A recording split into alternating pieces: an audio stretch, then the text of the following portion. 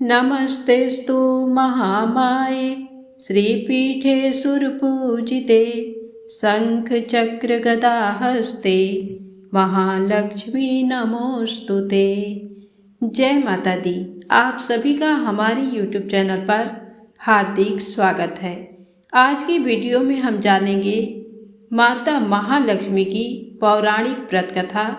साथ में जानेंगे अगहन मास के गुरुवार पर की जाने वाली महालक्ष्मी की पूजा विधि। माता महालक्ष्मी की व्रत पूजा करने से माँ लक्ष्मी की अपार कृपा होती है।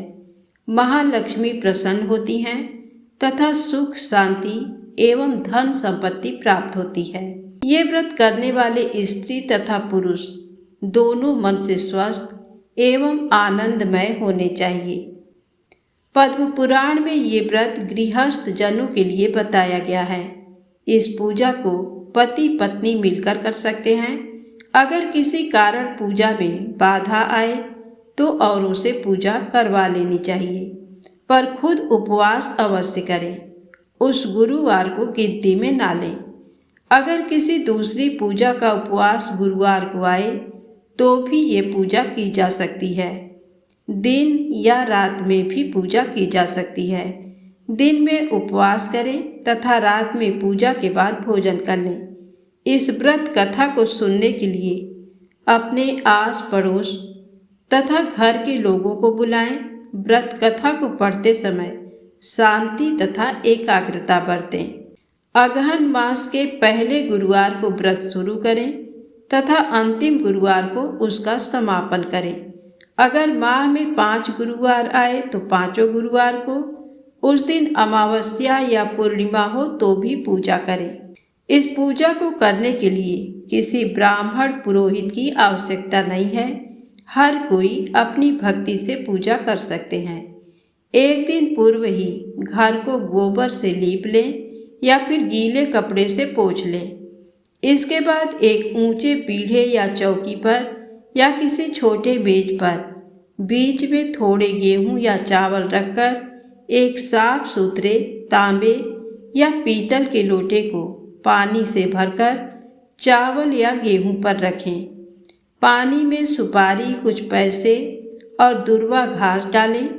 ऊपर से लोटे में चारों तरफ 5 तरह के पेड़ के 5 या 7 पत्ते डालकर बीचों बीच एक नारियल रखें। उस नारियल पर बाजार में उपलब्ध देवी के मुखौटे या चेहरे को बांध या चिपका दें और लोटे पर हल्दी कुमकुम लगाएं और साथ ही उस लोटे के गले में लोटे के हिसाब से लहंगा बांधें और नारियल के ऊपर एक छोटी चुनरी भी चढ़ा दें।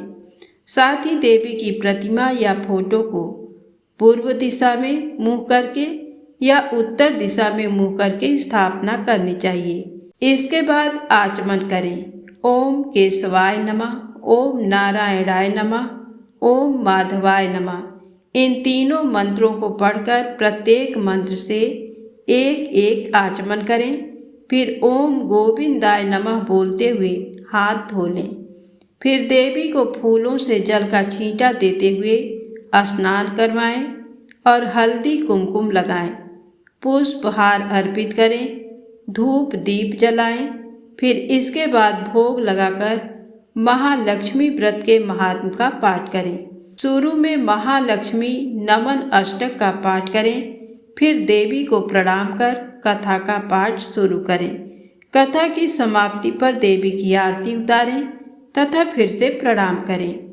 रात को फिर देवी की पूजा करें, मिष्ठान का भोग लगाएं तथा गौ माता के लिए भी अन्न रखें और दूसरे दिन सुबह गौ माता को उनका हिस्सा अर्पित करें। इसके बाद परिवार के सदस्यों के साथ मिलकर भोजन करें। अब आइए सुने महालक्ष्मी की पौराणिक व्रत कथा। द्वापर युग में सौराष्ट्र में उस समय भद्रश्रवा नाम के राजा थे। वे बड़े पराक्रमी राजा थे। 4 वेद, 6 शास्त्र, 18 पुराणों का उन्हें ज्ञान था। उनकी रानी का नाम सूरत चंद्रिका था। रानी दिखने में सुंदर और सुलक्षणा थी तथा पतिव्रता थी। उन दोनों को 7 पुत्र तथा उसके बाद एक कन्या का वरदान मिला था। कन्या का नाम श्यामबाला था। एक बार महालक्ष्मी जी के मन में आया कि जाकर उस राजा के राजप्रसाद में रहे। इससे राजा को दुगनी धन दौलत की प्राप्ति होगी और वह इस धन दौलत से अपनी प्रजा को और सुख दे पाएगा। गरीब के घर अगर रहे और उसे धन दौलत प्राप्त हो तो वह स्वार्थी की तरह केवल अपने ऊपर ही खर्च करेगा। ये सोचकर श्री महालक्ष्मी जी ने बूढ़ी ब्राह्मण स्त्री का रूप धारण किया। हाथ में लाठी लिए लाठी के सहारे रानी के द्वार तक पहुंची। यद्यपि उन्होंने बूढ़ी औरत का रूप धारण किया था, पर उनके चेहरे पर देवी का तेज था। उन्हें देखते ही एक दासी सामने आई। उसने इनका नाम, धाम, काम, धर्म सब पूछ डाला। वृद्ध ब्राह्मण का रूप धारित माता लक्ष्मी ने कहा, बालिके, मेरा नाम कमला है। मेरे पति का नाम भुवनेश है। हम द्वारिका में रहते हैं। तुम्हारी रानी पिछले जन्म में एक वैश्य की पत्नी थी। वह वैश्य गरीब था। दारिद्र्य के कारण हर रोज घर में झगड़े होते थे तथा उसका पति रोज उसे मारता था। इन बातों से तंग आकर वह घर छोड़कर चली गई तथा वन जंगल में खाली पेट भटकने लगी। उसकी इस दुर्दशा पर मुझे दया आई। तब मैंने उसे सुख संपत्ति देने वाली श्री महालक्ष्मी की कथा सुनाई। मेरे कहने पर उसने श्री महालक्ष्मी का व्रत किया। श्री महालक्ष्मी प्रसन्न हुई। उसकी गरीबी दूर हुई। उसका घर संसार दौलत संपत्ति से भर गया। बाद में पति पत्नी दोनों परलोक सिधारे। लक्ष्मी व्रत करने के कारण वे लक्ष्मी लोक में रहे। उन्होंने जितने साल महालक्ष्मी का व्रत किया उतने हजारों साल उन्हें सुख भोग मिला। इस जन्म में उसका जन्म राजघराने में हुआ है, परंतु वह श्री महालक्ष्मी का व्रत करना भूल गई है। उसे ये याद दिलाने मैं यहाँ आई हूँ। बुढ़िया की बातें सुनकर दासी ने उन्हें प्रणाम किया तथा श्री महालक्ष्मी का व्रत किस तरह किया जाए इस बारे में पूछा। बुढ़िया रूप धारण किए हुए श्री महालक्ष्मी माता ने दासी को पूजा की विधि तथा महिमा बताई। इसके बाद वह दासी माता को प्रणाम कर रानी को बताने अंदर चली गई। राजवैभव में रहते हुए रानी को अपने ऐश्वर्य का बहुत घमंड हुआ था। संपत्ति तथा अधिकार की वजह से वह उन्मत्त हो गई थी। दासी द्वारा बताई गई बुढ़िया की बातें सुनकर वह आग बबूला होकर राजद्वार पर आकर बुढ़िया रूपी श्री महालक्ष्मी पर बरस पड़ी। उसे ये मालूम नहीं था कि श्री महालक्ष्मी माता बुढ़िया का रूप धारण किए द्वार तक आई हैं। परंतु रानी का इस कदर रूखा बर्ताव तथा अपना अनादर देखकर माता लक्ष्मी वहाँ पर ठहरना ठीक नहीं समझा। वे वहाँ से चल पड़ी। राह में उन्हें राजकुमारी श्यामबाला मिली। उन्होंने श्यामबाला को सारी बात बताई। श्यामबाला ने अपनी ओर से श्री महालक्ष्मी माता से क्षमा मांगी। माता को उस पर दया आई। उन्होंने श्यामबाला को श्री महालक्ष्मी व्रत के बारे में बताया। उस दिन अगहन माह का पहला गुरुवार था। श्यामबाला ने परम श्रद्धा से श्री महालक्ष्मी का व्रत रखा। फलस्वरूप राजा सिद्धेश्वर के सुपुत्र मालाधर से उसका विवाह हुआ। वह धन दौलत ऐश्वर्य वैभव से माला माल हो गई। पति के साथ ससुराल में आनंद से दिन बिताने लगी। इधर श्री महालक्ष्मी का रानी पर प्रकोप हुआ। फलस्वरूप राजा भद्रश्रवा का राज्य एवं राज कारोबार नष्ट हो गया। यहाँ तक कि खाने के लाले पड़ गए। ऐसी हालत में एक दिन रानी ने राजा से निवेदन किया हमारा दामाद इतना बड़ा राजा है, धनवान है, ऐश्वर्यशाली है, क्यों न उसके पास जाएं, अपना हाल उसे बताएं, वह जरूर हमारी मदद करेगा। इस बात पर राजा भद्रश्रवा दामाद के पास रवाना हुए। राज्य में पहुंचकर एक तालाब के किनारे थोड़ी देर विश्राम लेने के लिए ठहरे। तालाब से पानी लेने आते जाते दासियों ने उन्हें देखा। उन्होंने विनम्रता से उनकी पूछताछ की। जब उन्हें ये मालूम हुआ कि वे रानी श्यामबाला के पिता हैं, तो दौड़ते हुए जाकर उन्होंने रानी को सारी बात बताई। रानी ने दासी के हाथ राज परिधान भेजकर बड़े ठाठ से उनका स्वागत तथा आदर सत्कार किया, खान पान करवाया। जब वे लौटने लगे तो सोने की मोहरों से भरा घड़ा दिया। राजा भद्रश्रवा जब वापस लौटे तो उन्हें देखकर रानी सूरत चंद्रिका खुश हुई। उन्होंने सोने की मोहरों से भरे घड़े का मुंह खोला, पर हाय भगवान, घड़े में धन के बदले कोयले मिले। ये सब श्री महालक्ष्मी के प्रकोप से हुआ। इस प्रकार दुर्दशा में और कई दिन बीत गए। इस बार रानी स्वयं अपनी कन्या के पास गई। वह दिन अगहन मास का अंतिम गुरुवार था। श्यामबाला ने श्री महालक्ष्मी का व्रत किया, पूजा की, अपनी माता से भी व्रत करवाया। इसके बाद रानी अपने घर आई। श्री महालक्ष्मी का व्रत रखने पर उसे फिर से अपना राजपाट, धन दौलत, ऐश्वर्य प्राप्त हुआ। वह फिर से सुख शांति आनंदमय जीवन बिताने लगी। कुछ दिनों बाद राजकन्या श्यामबाला अपने पिता के घर आई। उसे अपने घर देखकर सूरत चंद्रिका को पुरानी बातें याद आई। यही कि श्यामबाला ने अपने पिता को घड़ा भर कोयला दिया था और उसे तो कुछ भी नहीं दिया था। इसी कारण श्यामबाला को पिता के घर आने पर उसका कोई आदर आतिथ्य नहीं हुआ, बल्कि अनादर हुआ। पर उसने इस बात का बुरा नहीं माना। अपने घर लौटते समय उसने पिता के घर से थोड़ा नमक ले लिया। अपने घर लौटने पर उसके पति ने पूछा, अपने मायके से क्या लाई हो? इस पर उसने जवाब दिया, वहाँ का सार लाई हूँ। पति ने पूछा, इसका मतलब क्या हुआ? श्यामबाला ने कहा, थोड़ा धीरज रखें, सब मालूम हो जाएगा। उस दिन श्यामबाला ने सारा भोजन नमक डाले बिना बनाया और परोसा। पति ने खाना चखा। सारा खाना नमक के बिना था, इसलिए स्वाद नहीं आया। फिर श्यामबाला ने थाली में नमक डाला। इससे सारा भोजन स्वादिष्ट लगने लगा।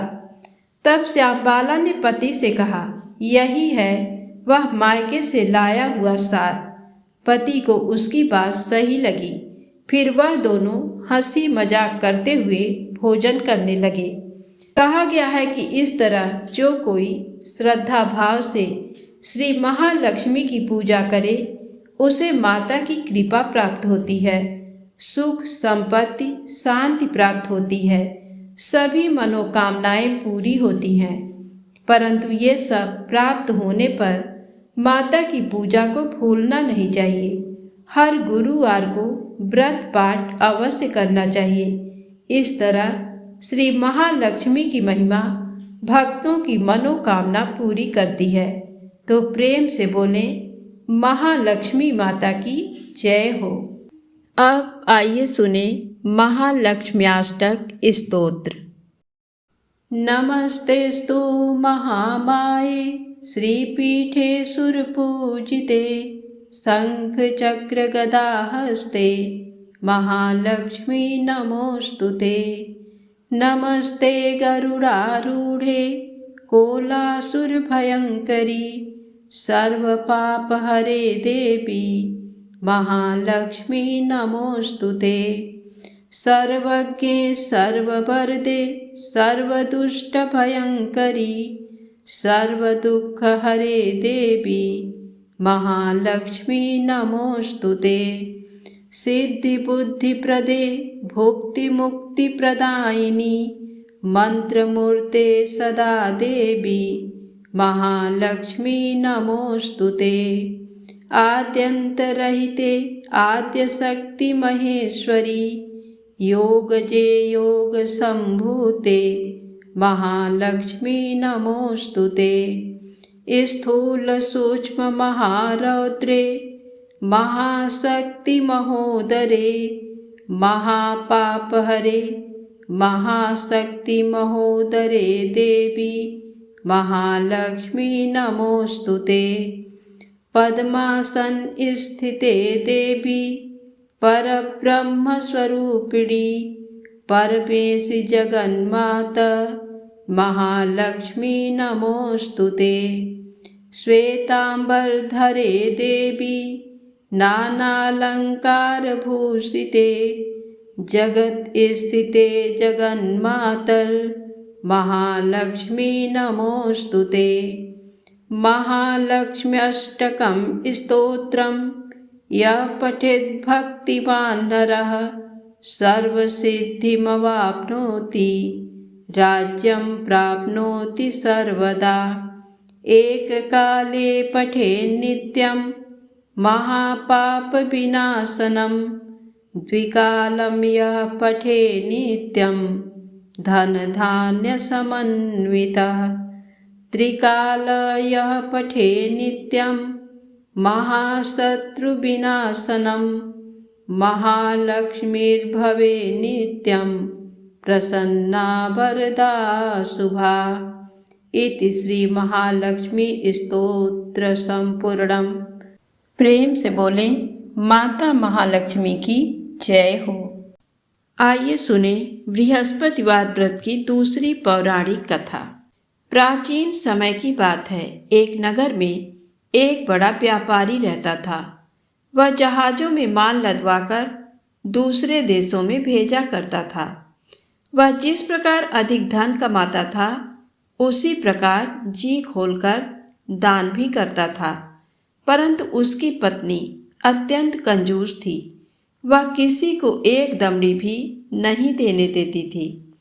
एक बार सेठ जब दूसरे देश व्यापार करने गया तो पीछे से बृहस्पति देव ने साधु वेश में उसकी पत्नी से भिक्षा मांगी।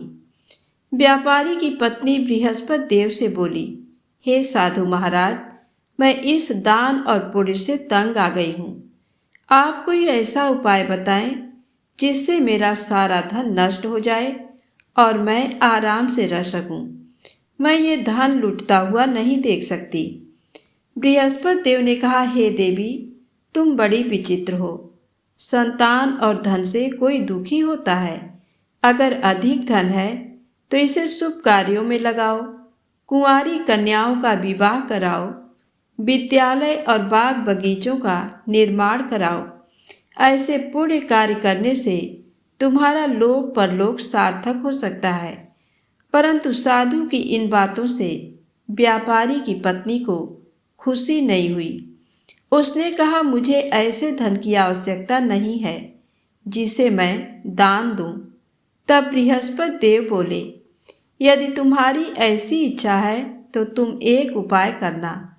7 बृहस्पतिवार घर को गोबर से लीपना, अपने केसों को पीली मिट्टी से धोना, केसों को धोते समय स्नान करना, व्यापारी से बृहस्पतिवार के दिन हजामत बनाने को कहना, भोजन में मांस मदिरा खाना, अपने घर में बृहस्पतिवार के दिन कपड़े धोना।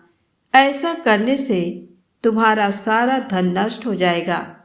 इतना कहकर बृहस्पति देव अंतर ध्यान हो गए। व्यापारी की पत्नी ने बृहस्पति देव के कहे अनुसार 7 बृहस्पतिवार वैसा ही करने का निश्चय किया। केवल 3 बृहस्पतिवार बीते थे कि उसके समस्त धन संपत्ति नष्ट हो गई और वह परलोक सिधार गई। जब व्यापारी वापस आया तो उसने देखा कि उसका सब कुछ नष्ट हो चुका है। उस व्यापारी ने अपनी पुत्री को सांत्वना दी और दूसरे नगर में जाकर बस गया। वहाँ वह जंगल से लकड़ी काट कर लाता और शहर में बेचता। इस तरह वह अपना जीवन व्यतीत करने लगा। एक दिन उसकी पुत्री ने दही खाने की इच्छा प्रकट की, लेकिन व्यापारी के पास दही खरीदने के पैसे नहीं थे। वह अपनी पुत्री को आश्वासन देकर जंगल में लकड़ी काटने चला गया। वहाँ एक वृक्ष के नीचे बैठ अपनी पूर्व दशा पर विचार कर रोने लगा। उस दिन बृहस्पतिवार था। तभी वहाँ बृहस्पति देव साधु के रूप में सेठ के पास आए और बोले, हे मनुष्य, तू इस जंगल में किस चिंता में बैठा है? तब व्यापारी बोला, हे महाराज, आप सब कुछ जानते हैं। इतना कहकर व्यापारी अपनी कहानी सुनाकर रो पड़ा। बृहस्पति देव बोले, देखो बेटा, तुम्हारी पत्नी ने बृहस्पति देव का अपमान किया था, इसी कारण तुम्हारा ये हाल हुआ है। लेकिन अब तुम किसी प्रकार की चिंता मत करो।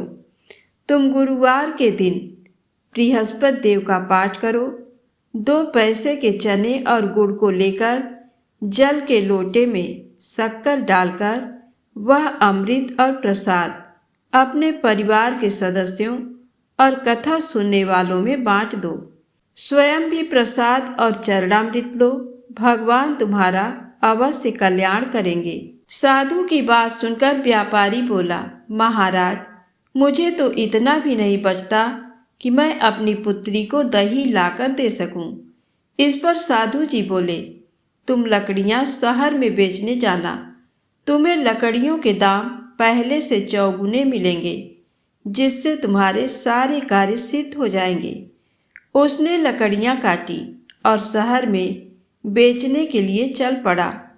उसकी लकड़ियां अच्छे दाम में बिक गईं, जिससे उसने अपनी पुत्री के लिए दही लिया और गुरुवार की कथा हेतु चना गुड़ लेकर कथा की और प्रसाद बांटकर स्वयं भी खाया। उसी दिन से उसकी सभी कठिनाइयां दूर होने लगीं, परंतु अगले बृहस्पतिवार को वह कथा करना भूल गया। अगले दिन वहाँ के राजा ने एक बड़े यज्ञ का आयोजन कर पूरे नगर के लोगों के लिए भोज का आयोजन किया। राजा की आज्ञा अनुसार पूरा नगर राजा के महल में भोजन करने गया, लेकिन व्यापारी व उसकी पुत्री तनिक विलंब से पहुँचे। अतः उन दोनों को राजा ने महल में ले जाकर भोजन कराया। जब वे दोनों लौट कर आए, तब रानी ने देखा कि उसका खूंटी पर टंगा हार गायब है।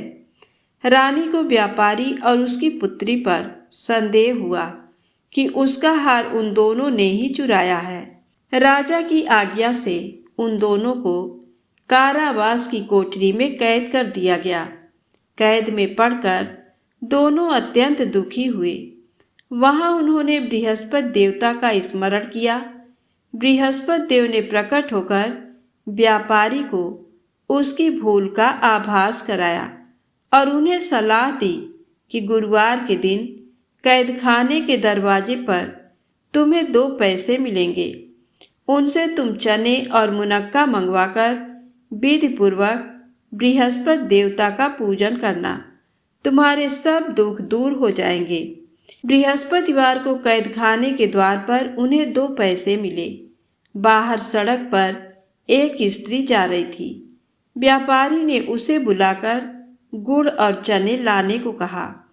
इस पर वह स्त्री बोली, मैं अपनी बहू के लिए गहने लेने जा रही हूँ, मेरे पास समय नहीं है। इतना कहकर वह चली गई।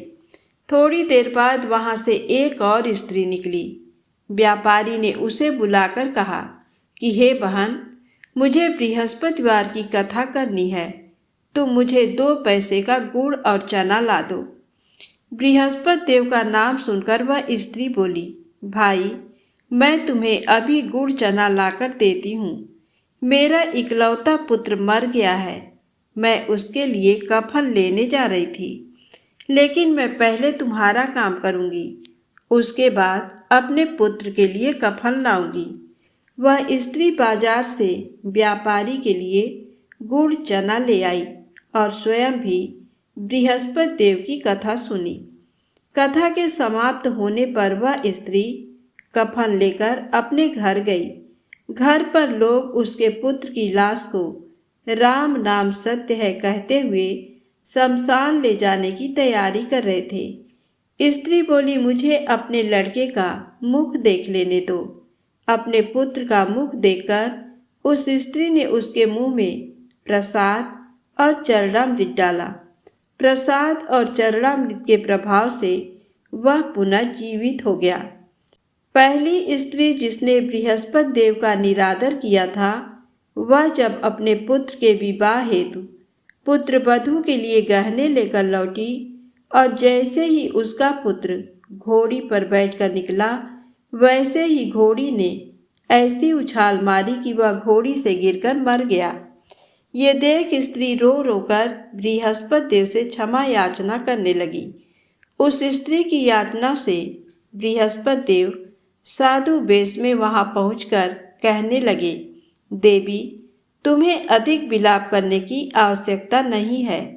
ये बृहस्पति देव का अनादर करने के कारण हुआ है। तुम वापस जाकर मेरे भक्त से क्षमा मांगकर कथा सुनो, तभी तुम्हारी मनोकामना पूर्ण होगी। जेल में जाकर उस स्त्री ने व्यापारी से माफी मांगी और कथा सुनी।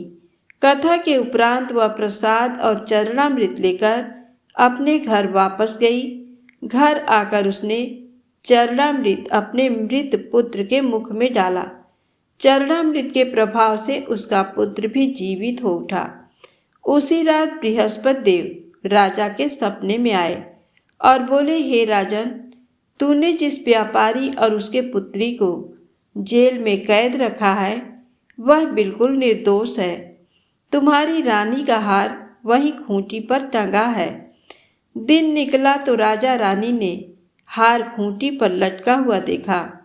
राजा ने उस व्यापारी और उसकी पुत्री को रिहा कर दिया और उन्हें आधा राज्य देकर उसकी पुत्री का विवाह उच्च कुल में करवाकर दहेज में हीरे जवाहरात दिए। तो प्रेम से बोले, बृहस्पति भगवान की जय हो।